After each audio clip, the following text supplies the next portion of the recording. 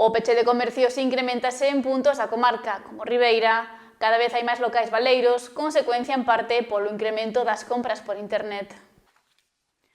Cada vez é máis habitual ir cameando polas rúas do Barbanza e atoparse baixos comerciais baleiros. Esta realidade está a saber en municipios como Ribeira, que na actualidade conta con varios comercios en desuso na rúa peonil.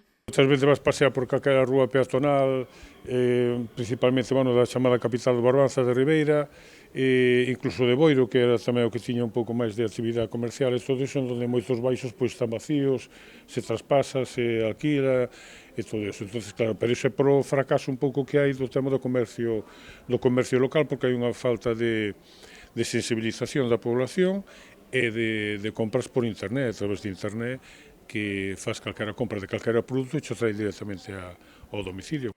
Pero apunta que hai que ter en conta os demais beneficios que presenta o comercio local.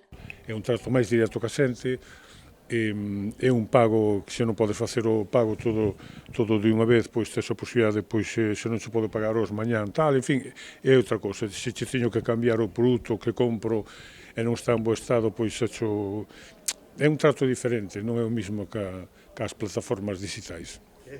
E lamenta que a sociedade non estea concienciada con mercar nos negocios de proximidade. Non estamos moi concienciados cando vemos moita xente. Moitos non viaxo por motivos de traballo, pero cando viaxo salo por aquí, así, a algún sitio de Galicia, Vigo, Coruña ou Santiago,